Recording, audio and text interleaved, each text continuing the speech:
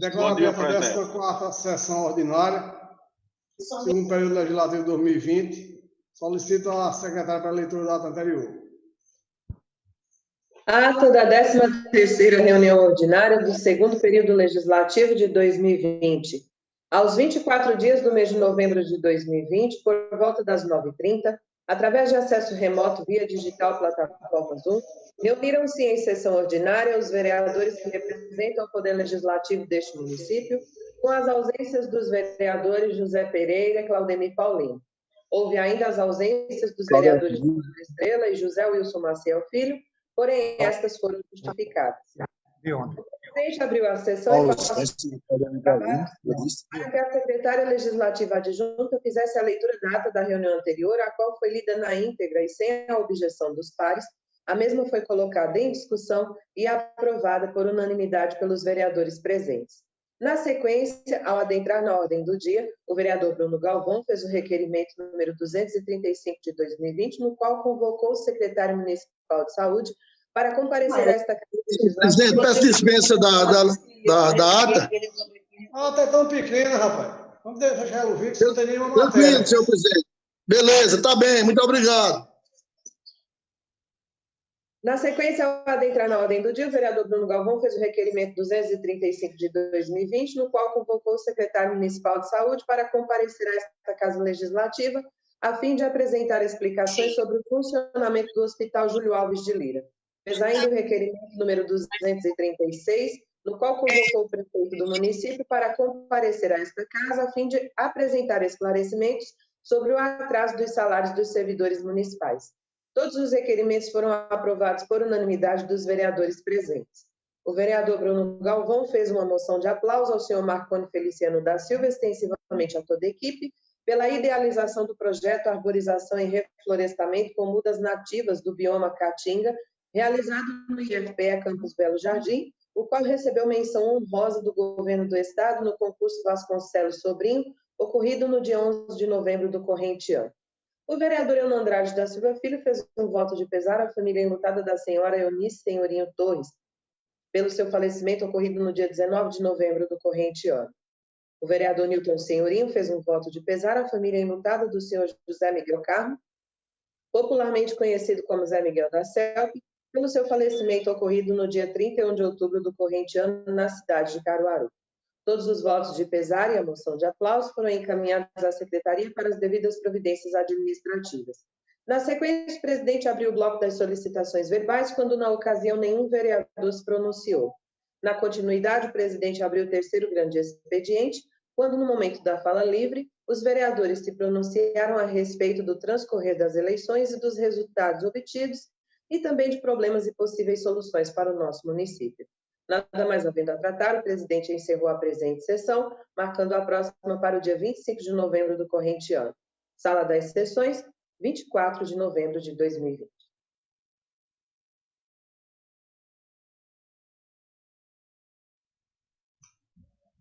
Em discussão a ata. Não havendo nada a discutir, em votação. A ata está aprovada. Não havendo ordem do dia expressa, eu abro dentro do expediente para saber se tem algum vereador que deseja fazer alguma proposição verbal. Algum vereador deseja, no segundo expediente, fazer alguma proposição verbal? A palavra, o vereador Zé Guri. Bom dia, senhor presidente, senhor vereadores, a todos aqui presentes. Eu quero pedir à Secretaria de Obras e à equipe de saneamento que faça uma revisão em algumas ruas no bairro Santo Antônio, que está levando um transtorno às pessoas. Não é só uma rua, é várias, que está com problema de saneamento. Peço aqui a essa Câmara que aprove para a gente poder levar esse trabalho à população, que é um direito deles, cobrar a gente e a gente cobrar aqui na Câmara para poder ser feito. A gente sabe que está tendo algumas demissões, algumas coisas, mas isso é trabalho e serviços essenciais que não pode demitir as pessoas, não pode afastar, e nós precisamos do serviço desses homens que fazem esse trabalho em Belo Jardim. E também, senhor presidente, quero fazer outro requerimento à secretária de Obras e à parte da direção de iluminação pública, que reveja a questão das lâmpadas ali da Rua do Chorão e algumas ruas que está totalmente apagada, e a gente pede a eles que façam essa revisão em caráter de urgência, que já tem praticamente um mês. Muito obrigado, senhor presidente. Em discussão, requerimento do vereador Zé Guri, os dois. Em discussão. Não havendo quem queira discutir, submeto à votação em bloco. Quem concordar, permaneça como se acha. Aprovado por unanimidade. Mais algum vereador deseja? Senhor presidente. Estava lá, vereador. Senhor presidente. Eu gostaria de pedir ao senhor secretário de Obras que olhasse com atenção lá em Serra do Vento, em Chucuru. A metralha está na rua. Como o vereador Zé Guri falou aí, nas demissões, aconteceram as demissões em quase todo o Belo Jardim, né, e principalmente os serviços essenciais não podem parar. Então, gostaria de pedir ao secretário de Obras que olhasse com atenção as metralhas e os lixos nessas duas localidades, para que permanecesse até o dia 31 de dezembro dando assistência, não porque perderam as eleições e abandonar aquilo que tem que ser essencial. Então, gostaria de pedir ao senhor que faça aí um ofício, não vou pedir nem por requerimento, que seja mais rápido, para que tome as providências em distrito de Chucuru e Serra do Vento com o lixo e as metralhas na rua. Muito obrigado, senhor presidente. Em discussão. Em discussão, o requerimento do vereador Tenente. Não havendo que discutir, submeto à votação. Aprovado. Mas algum vereador deseja? Bem, uma vez mais, vereador que pretende fazer alguma solicitação verbal, eu solicito a Débora que lê a leitura aí de uma denúncia hoje constante na pauta. Leitura da denúncia com pedido de cassação de mandato do vereador Juvandro Estrela de Oliveira, protocolada no dia 6 de novembro de 2020, pelo cidadão João Cláudio Severo Prudente, devidamente identificado pelos dados pessoais de número de RG, CPF e endereço. João Cláudio Severo Prudente, brasileiro, solteiro, advogado, vem respeitosamente à presença de Vossas Excelências oferecer a presente denúncia e cassação do mandato em face do senhor vereador Juvandro Estrela de Oliveira, brasileiro casado, vereador, portador do RG número 436-579, inscrito no CPF sob número tal, residente domiciliado à Avenida Deputado José Mendonça Bezerra, pela prática de infrações político-administrativas com fundamento no artigo 4º, 7º e 10º do Decreto-Lei nº 201 de 1967, na Constituição Federal, na Constituição do Estado de Pernambuco e na Lei Orgânica do Município, consoante razões de ordens fáticas e jurídico-políticas que passam a expor. Da admissibilidade da presente denúncia. Primeiro, o artigo 5º do Decreto-Lei 201 de 67, recepcionado pela Constituição Federal de 1988, nos termos da súmula número 496 do Supremo Tribunal Federal, esclarece que o processo de cassação do mandato pela Câmara por infrações definidas no artigo anterior obedecerá ao seguinte rito, se outro não for estabelecido pela legislação do Estado respectivo. 1. A denúncia escrita da infração poderá ser feita por qualquer eleitor com a exposição dos fatos e a indicação das provas.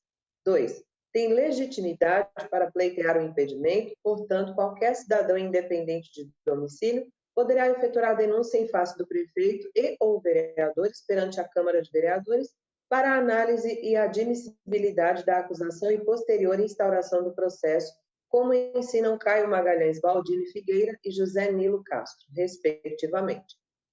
O legislador optou por conferir ao indivíduo dotado de capacidade eleitoral ativa o poder de acusar o gestor da prática de infração político-administrativa, mas não delimitou no texto legal ao eleitor inscrito no município em que eleito o prefeito acusado e os vereadores que o processarão e julgarão. É o eleitor, não importa seja inscrito na zona eleitoral local, no município ou fora do município, ou mesmo de outro estado. A lei prevê o eleitor e não diz ser local, apenas eleitor.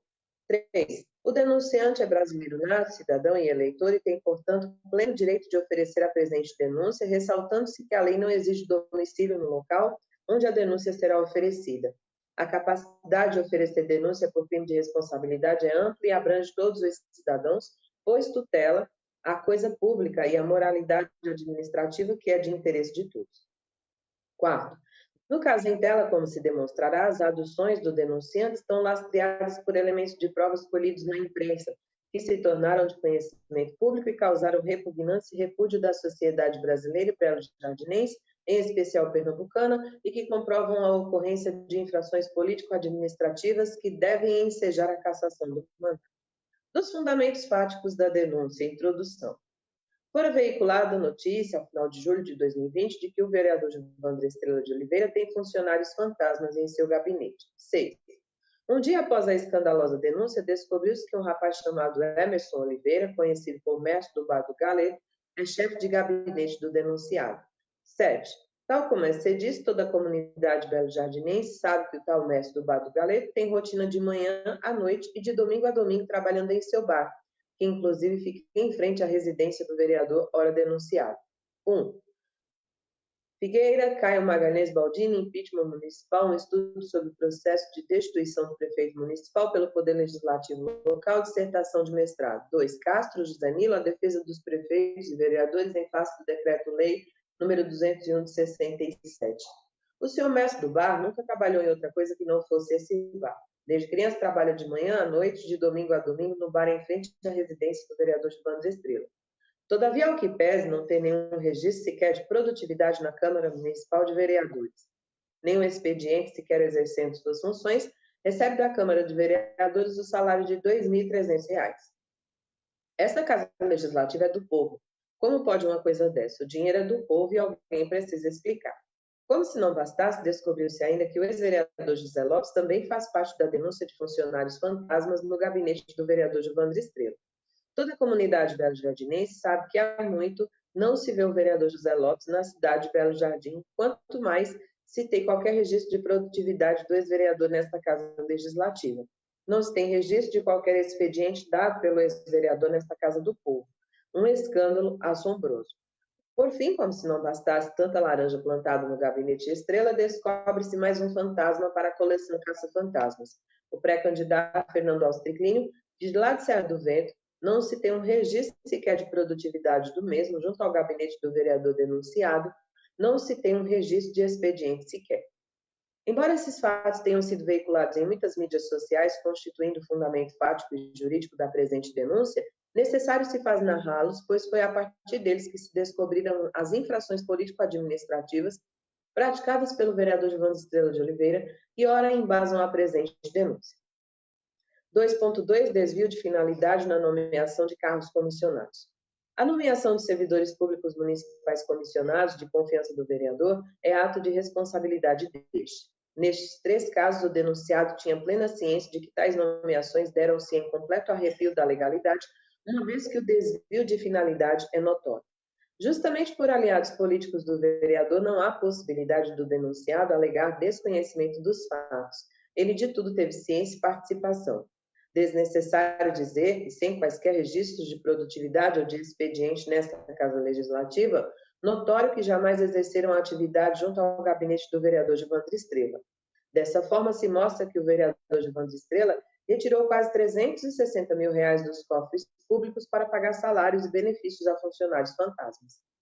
Não obstante a investigação em curso pelo Ministério Público do Estado de Pernambuco, através da primeira Promotoria de Justiça de Belo Jardim, sob sigilo e haver apuração à parte do TCE, há fatos incontroversos que implicam o cometimento de atos ilícitos no exercício de sua competência, o que enseja o cometimento de infração político-administrativa.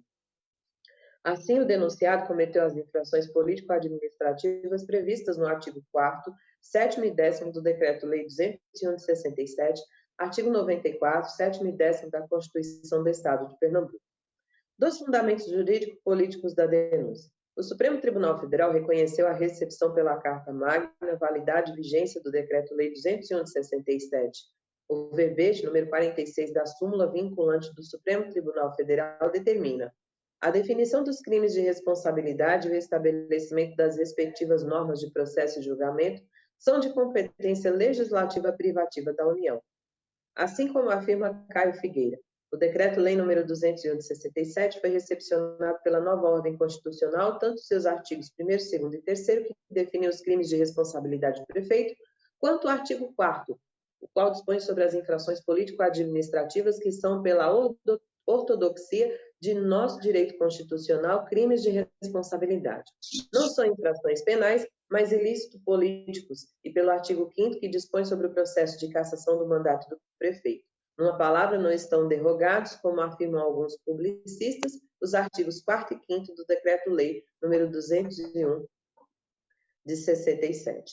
Como preleciona o professor Bruno Galindo, a denúncia possibilitada pelo Decreto-Lei nº 201 enseja a ação de natureza mista, político-criminal, pois, conquanto o recebimento e processamento se dê por decisão política da Câmara Municipal, é necessária a demonstração objetiva das circunstâncias fáticas e jurídicas que ensejem a responsabilização do gestor. De certo que, em virtude do princípio da especialidade, não se aplica ao caso a Lei nº 1079 de 1950, que trata do impeachment. Por outro lado, os fatos apontados nessa denúncia são tão graves que, igualmente, também são casos de impedimento do mandato. Da prática de ato ilícito do exercício da competência de vereador por desvio de finalidade na nomeação de cargos comissionados. O artigo 4º, 7º do Decreto-Lei 201 de 67 prevê que a infração político-administrativa do prefeito, a prática de ato de sua competência de forma ilícita, contrária à lei in verbis. Artigo 4º, são infrações político-administrativas sujeitas ao julgamento pela Câmara dos Vereadores e sancionadas com a cassação do mandato. 7º, praticar contra a expressa disposição de lei ato de sua competência ou omitir-se na sua prática. O artigo 94, 7º da Constituição do Estado de Pernambuco também prevê como infração político-administrativa a conduta de praticar ato de sua competência contra a expressa disposição legal. Artigo 94, são infrações político-administrativas sujeitas ao julgamento pela Câmara de Vereadores e sancionadas com a cassação do mandato pelo voto de 2/3, pelo menos, de seus membros. 7º, praticar contra a expressa disposição de lei ato de sua competência ou omitir-se de sua prática.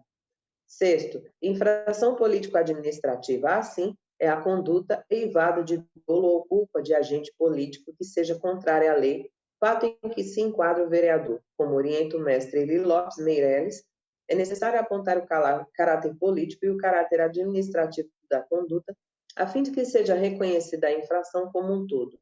Nas palavras de José Alfredo de Oliveira Baratio, a finalidade de tal disposição do referido decreto-lei é garantir que o gestor municipal respeite o princípio da legalidade estatuído do artigo 37 da Constituição Federal.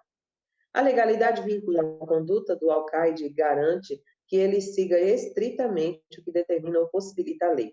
É um traço do Estado moderno que repele o patrimonialismo e pretende dar transparência, segurança jurídica e garantir a honestidade dos gestores. 7º, o vereador denunciado praticou contra a expressa disposição da lei de forma dolosa, posto que de forma totalmente livre e consciente, ato de sua competência pelo que incorreu em infração político-administrativa, além de ter quebrado o decoro e a dignidade exigidas pelo cargo.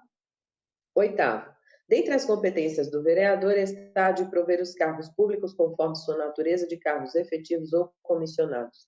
Figueira Caro Magalhães Baldini, impeachment municipal, um estudo sobre o processo de destituição do prefeito municipal pelo Poder Legislativo Local, dissertação de mestrado na Universidade de Niterói. Costa, Tito, responsabilidade de prefeitos e vereadores, de acordo com a Constituição de 1988, revista dos tribunais. Meireles, Baratio, José Alfredo de Oliveira, Legitimidade do Poder, revista de informação legislativa. Como os documentos em anexo demonstram, os atos de nomeação estão assinados pelo denunciado, o que demonstra sua vontade livre e consciente de praticar as condutas destacadas. Os indícios são robustos no sentido de que o próprio denunciado ordenou o cadastro dos fantasmas como servidores comissionados e deu seu aval para a nomeação, tendo plena ciência de que eles não exerciam nenhum ofício ligado à Casa Legislativa. Tal nomeação é ilegal, isso porque os cargos comissionados são criados em prol da administração pública como lugares ocupados por pessoas de confiança do gestor, a fim de lhe prestar auxílio e orientação.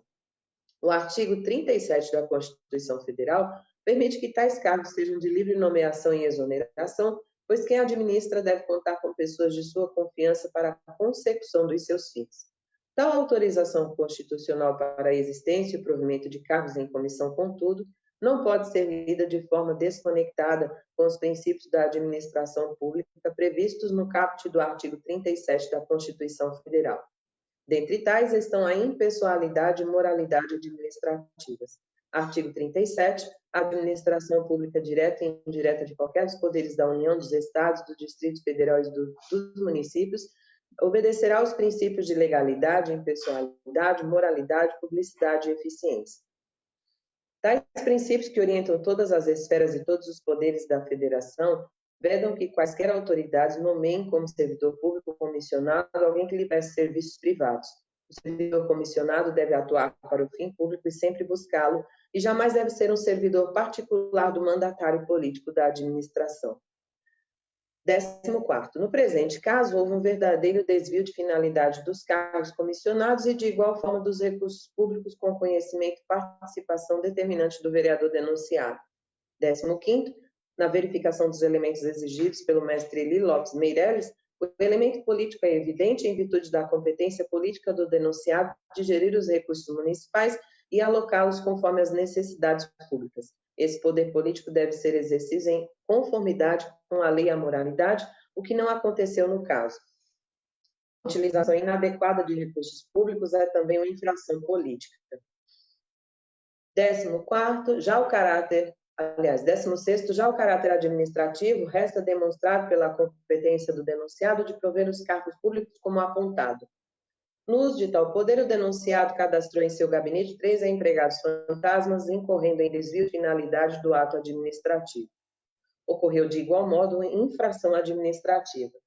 17º, assim configuram-se os ambos elementos político e administrativos na conduta ilícita perpetrada pelo denunciado, para além sua conduta dolosa resta evidentemente configurada, pois agiu de forma totalmente livre e consciente ao desviar verbas públicas por meio da nomeação de funcionários fantasmas, locupletando-se dos recursos direcionados ao pagamento dos servidores e até mesmo à educação, que fazem incidir a disposição indigitada do artigo 4º, 7º do Decreto-Lei nº 201 de 1967. 18º, para além o desvio de recursos públicos para fins particulares pode configurar o crime contra a administração pública de peculato, na modalidade peculato desvio, nos termos do artigo 312 do Código Penal em verbis. Artigo 312. Apropriar-se o funcionário público de dinheiro, valor ou qualquer outro bem móvel, público ou particular, de que tenha a posse em razão do cargo, ou desviá-lo em proveito próprio ou alheio. Pena, reclusão de 2 a 12 anos e multa.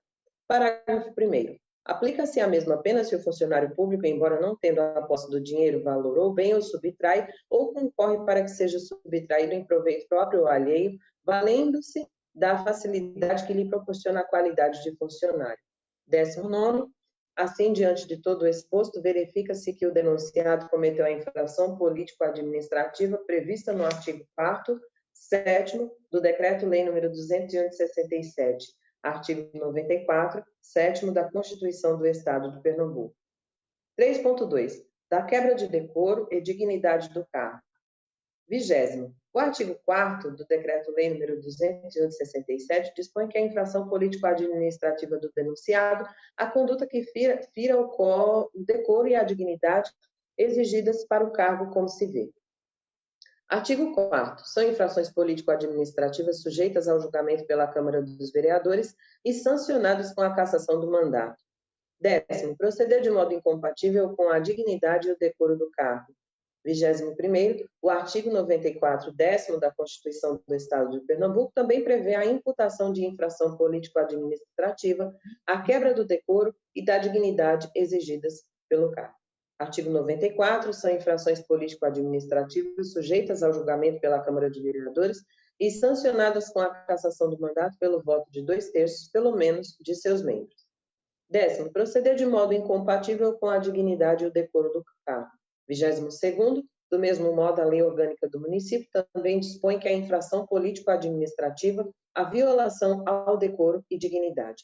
23º, a ausência de decoro e dignidade no exercício do cargo é verificada por critérios e balizadas oriundas do senso comum, da imparcialidade e do sentimento de justiça, não adstrito a nenhum critério moral ou religioso específico, mas ligado ao parâmetro ético comum que orienta o Estado e a sociedade.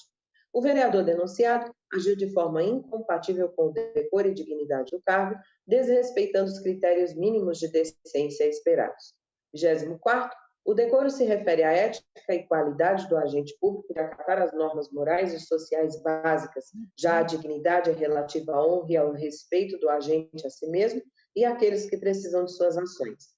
A violação ao decoro do cargo pode ser entendida como atos que ofendam a imagem da administração pública e da prefeitura em relação ao povo, como a violação de regras e a mentira. 25º, o fato cometido pelo denunciado fere ambas as cláusulas de forma dolosa, como demonstrado pela sua declaração mentirosa à imprensa e pela conduta consciente e voluntária de manter suas trabalhadoras em serviço durante a epidemia. 26º, diante de todo o exposto, verifica-se que o denunciado agiu em desconformidade com o decoro e a dignidade necessários ao cargo. Forte nessas razões, requer-se seu afastamento definitivo do cargo que atualmente ocupa, uma vez que não apresenta os requisitos morais elementares, o decoro e a dignidade necessários a ocupar um cargo público de tão elevada envergadura. Pelo exposto, requer a Vossa Excelência: a. Que seja recebida, processada e julgada procedente a denúncia contra o vereador municipal Gilvando Estrela de Oliveira pela prática das infrações político-administrativas configuradas de ato ilícito no exercício da competência e por quebra do decoro e da dignidade do cargo, nos termos do artigo 4º, 7º e 10º do Decreto-Lei nº 211 de 67, na Constituição Federal e na Constituição do Estado de Pernambuco. B. Proceda à leitura pública da presente denúncia na primeira sessão legislativa seguinte ao seu protocolo, exercendo o ato vinculado de submeter a denúncia à apreciação do plenário, uma vez que não possui o presidente da Câmara, no particular, a faculdade de submeter a denúncia à Câmara, mas é obrigado, qualquer que seja a denúncia, correta ou incorreta, sob o ponto de vista formal. C. Notifique o denunciante de todos os atos do processo, assegurando-lhes o direito de assistir e de participar de todas as diligências e audiências do processo, assegurando igual prerrogativa ao denunciado. D. Notifique ao denunciado, com a remessa de cópia da denúncia e documentos comprobatórios para, querendo apresentar defesa prévia na forma da lei. E. Determine a juntada dos documentos anexados como elementos de comprovação da prática das infrações político-administrativas narrada na presente denúncia. F. Determine a produção de prova testemunhal mediante a oitiva de todas as pessoas indicadas a seguir, as quais deverão ser intimadas para tal finalidade em conformidade com o que dispõe o artigo 5º do Decreto-Lei 201, sem prejuízo da produção de outras provas de qualquer natureza, visando a comprovação dos fatos apontados como ensejadores da cassação do mandato. E G. Seja cassado o mandato do vereador municipal, conforme artigo 4º caput do Decreto-Lei 211 de 67. São os termos em que, respeitosamente, pedem deferimento. Belo Jardim, 6 de novembro de 2020, João Cláudio Severo Prudente. OABPE, 28.649. Terminada a leitura, senhor presidente. Bem, gente, isso aí foi uma ação, né, uma denúncia protocolada pelo cidadão. Salvo engano, parece que é o advogado João Prudêncio, né? E que tem que ser apreciado pelo plenário dessa casa, ou não. Vai depender da comissão que vai ser formada, e a comissão, caso entenda, pode pedir a solicitação do jurídico, mas que o jurídico já examinou a matéria e já deixou ela apta para ser protocolada na primeira sessão após o recesso. Então, quanto ao jurídico, ele já deu que ela teria que correr seu curso normal na tramitação. Agora, cabe à comissão fazer a análise no prazo de 5 dias e saber se acata a denúncia ou não. Então, a comissão tem o direito de, além de consultar o jurídico, se pronunciar no seu relatório, se arquiva ou se realmente dá prosseguimento à denúncia, tá certo? Então, a comissão terá o prazo de 5 dias a partir de hoje. Eu vou nomear a comissão com os seguintes membros, né? Nomeio Pitomba, vereador Pitomba do DEM, nomeio o vereador Zé Guri e nomeio o vereador Tenente do PTB. Então, a partir de hoje, essa comissão terá 5 dias para se pronunciar e entregar seu relatório. Não havendo mais nada a tratar, na presente sessão, eu encerro a mesma, marcando a próxima para amanhã, às 9h30, se Deus quiser. Bom dia a todos.